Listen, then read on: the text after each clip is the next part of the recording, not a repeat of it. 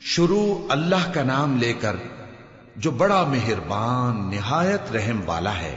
جو چیز آسمانوں میں ہے اور جو چیز زمین میں ہے سب اللہ کی تسبیح کرتی ہے، اسی کی سچی بادشاہی ہے اور اسی کی تعریف ہے، اور وہ ہر چیز پر قادر ہے۔ وہی تو ہے جس نے تم کو پیدا کیا، پھر کوئی تم میں کافر ہے اور کوئی مومن، اور جو کچھ تم کرتے ہو اللہ اس کو دیکھتا ہے۔ اسی نے آسمانوں اور زمین کو حکمت سے پیدا کیا، اور اسی نے تمہاری صورتیں بنائیں اور صورتیں بھی اچھی بنائیں، اور اسی کی طرف تمہیں لوٹ کر جانا ہے۔ جو کچھ آسمانوں اور زمین میں ہے وہ سب جانتا ہے، اور جو کچھ تم چھپا کر کرتے ہو اور جو کھلم کھلا کرتے ہو اس سے بھی آگاہ ہے، اور اللہ دلوں کے بھیدوں تک سے واقف ہے۔ کیا تم کو ان لوگوں کے حال کی خبر نہیں پہنچی جو پہلے کافر ہوئے تھے؟ تو انہوں نے اپنی کرتوت کی سزا کا مزہ چکھ لیا، اور ابھی دکھ دینے والا عذاب اور ہونا ہے۔ یہ اس لیے کہ ان کے پاس پیغمبر کھلی نشانیاں لے کر آتے تو وہ کہتے کہ کیا ایک آدمی ہمیں ہدایت کرے گا؟ تو انہوں نے ان کو نہ مانا اور منہ پھیر لیا، اور اللہ بھی بے نیاز ہو گیا، اور اللہ بے نیاز ہے، لائق حمد و ثنا ہے۔ جو لوگ کافر ہیں ان کا اعتقاد ہے کہ وہ دوبارہ ہرگز نہیں اٹھائے جائیں گے۔ کہہ دو کیوں نہیں؟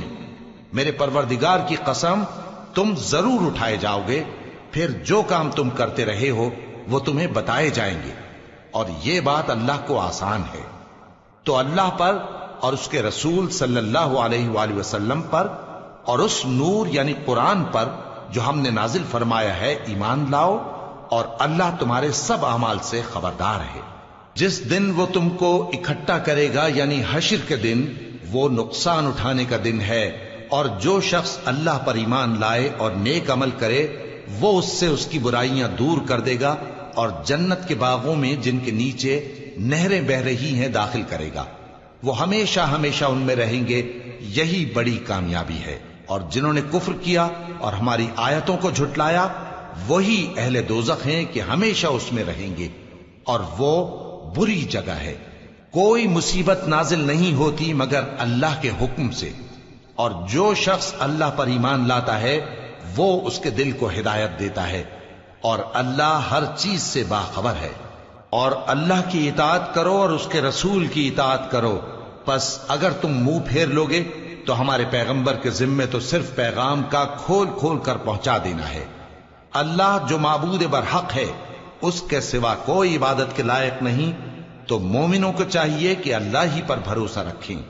مومنوں، تمہاری بیویوں اور اولاد میں سے بعض تمہارے دشمن بھی ہیں، سو ان سے بچتے رہو، اور اگر معاف کر دو اور درگزر کرو اور بخش دو تو اللہ بھی بخشنے والا ہے، مہربان ہے۔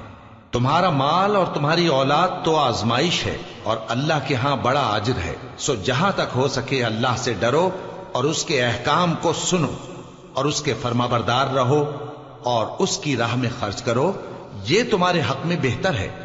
اور جو شخص طبیعت کے بخل سے بچایا گیا تو ایسے ہی لوگ راہ پانے والے ہیں۔ اگر تم اللہ کو نیک نیتی سے قرض دو گے تو وہ تم کو اس کا کئی گنا دے گا، اور تمہارے گناہ بھی معاف کر دے گا، اور اللہ قدر شناس ہے، بردبار ہے، پوشیدہ اور ظاہر کا جاننے والا ہے، غالب ہے، حکمت والا ہے۔